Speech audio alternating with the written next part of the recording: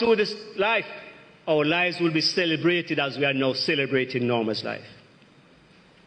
So, may we embrace the reality of being known and loved by the shepherd, responding to his sacrificial love with lives marked by trust, obedience, and a deepening intimacy with one who knows us completely. Amen.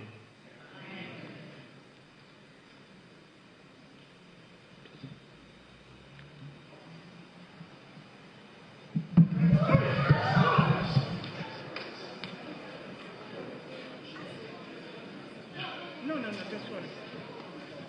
At least something. When you sleep?